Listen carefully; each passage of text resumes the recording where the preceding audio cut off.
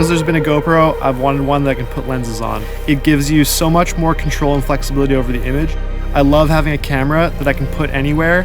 This is sort of opening up a new world with the ability to throw different lensing on there, everything from anamorphic lenses, big cinema zooms, everything. Having some of those higher frame rates all in one camera, such an efficient feature.